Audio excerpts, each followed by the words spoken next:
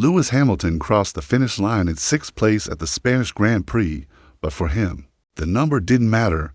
The seven-time world champion did not hide his frustration. He said it was the worst race he had ever experienced in terms of car balance. That kind of statement coming from someone with over a decade of top-level racing experience is serious. It wasn't just a rough day. It was a clear signal that something is deeply wrong inside Ferrari. This was not just about a poor setup or a failed strategy. This was about a car that Hamilton could not trust, a team that seemed confused, and a race that exposed problems too big to ignore. Hamilton joined Ferrari in 2025 with hope. He believed he could build something great with the Scuderia. He was ready to work hard and help shape the car. But what happened in Spain shook that belief. The SF5 was not just slow, it was uncomfortable to drive, unstable in the corners, and unpredictable across the race distance. The team's strategy didn't help either. While Charles Leclerc surged forward and took a surprise podium, Hamilton slipped backward. Struggling to keep the car under control, before the race began, things looked promising. Hamilton had outqualified Leclerc and started fifth, one place ahead of his teammate. It was a small but meaningful win in their internal rivalry. When the race started, Hamilton had a strong launch and passed George Russell in the first turn. Leclerc followed closely, and for a moment, both Ferraris looked ready to fight, but it didn't take long before the problems returned. Lando Norris began to pull away with ease in his McLaren.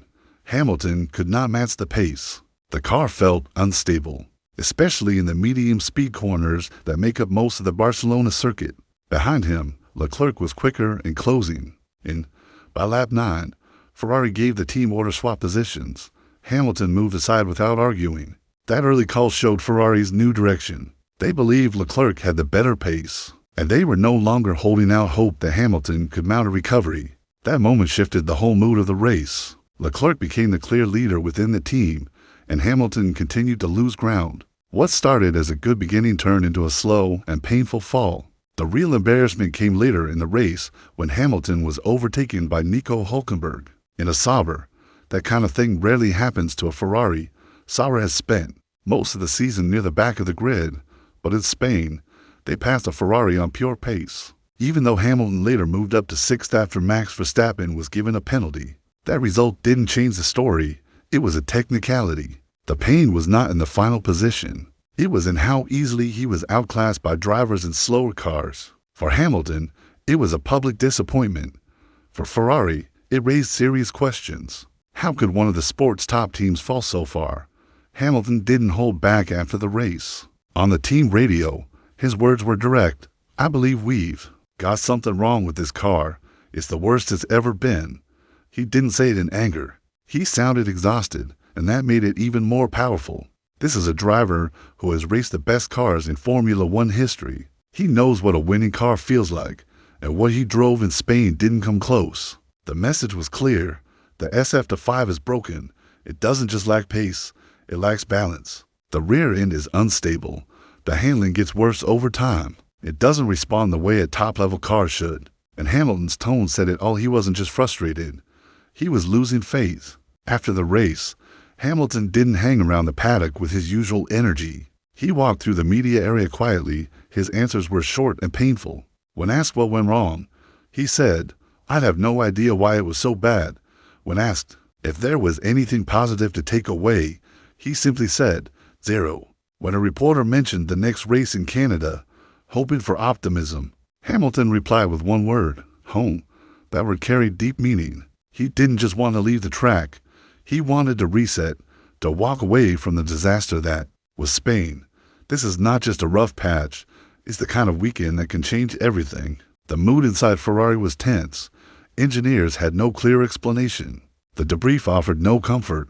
And the driver, the one who was supposed to help bring Ferrari back to the top, was now questioning everything. When Sky Sports reporter Rachel Brooks said she believed Ferrari could fix it, Hamilton replied, "I'm sure they won't. It's probably just me." That line sent a chill through the paddock. It wasn't a joke. It was a sign that Hamilton felt alone.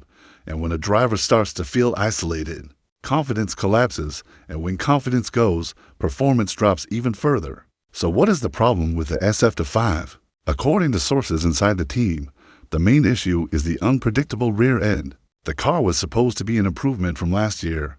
On paper, it should be a contender. But in reality, something in the suspension or aerodynamic balance is not working. While Leclerc seems to adapt to the car's behavior, Hamilton is struggling badly. His driving style doesn't match the car's setup. He can't trust the rear of the car in fast corners or when exiting turns. Ferrari has admitted there is a problem and is planning changes. A new upgrade package is in the works, including new rear suspension parts and a redesigned floor. These upgrades were originally planned for Canada, but are now delayed until Austria. The issue goes beyond hardware. It's also about philosophy. Ferrari may have unintentionally built the SF5 around Leclerc's feedback, leaving Hamilton behind. That could explain the big difference in performance, even though the two cars run similar setups. It's not about who is faster. It's about who trusts the car. When a driver doesn't feel connected to the car, they lose speed. They drive carefully. They can't push. That's what we saw in Spain. Until Ferrari makes changes that fit both drivers, this imbalance will continue, and that could ruin their whole season. While Hamilton struggled, Leclerc had one of his best races of the year. After the early swap, he took full advantage. His driving was sharp, controlled, and consistent. He managed his tires well and made important overtakes. His podium finish wasn't just a good result, it was a message. He's not just supporting Hamilton, he's here to lead, and right now, he's earning that right. Ferrari supported Leclerc in Spain, and it worked. That success gives him more influence inside the team. At the start of the season, all eyes were on Hamilton, but now Leclerc is outscoring him, outqualifying him, and outdriving him. That changes how engineers think. It changes the strategy meetings. It changes who the team builds around. Hamilton is now in a tough spot. The team may no longer see him as their number one. That kind of shift is dangerous. Hamilton is a driver who performs best when he feels valued and trusted. If he feels left out, things could get worse. All focus now turns to Montreal. This is a track where Hamilton has been incredibly successful. He has won there 7 times. It's a place filled with good memories. But this year, he arrives not as a favorite, but as a driver in trouble. Ferrari had planned to bring key upgrades to Canada to help him. But with delays, those parts might not arrive until Austria. That means Montreal is now unpredictable. The track itself might suit the SF25 better. It has long straights and big braking zones areas where Ferrari has been stronger. But after what happened in Spain, there are no guarantees. Other teams are improving. Red Bull is still strong. McLaren is catching up fast. Even Mercedes is finding pace again. Ferrari can't afford another bad weekend. For Hamilton, this isn't just about finishing in the points.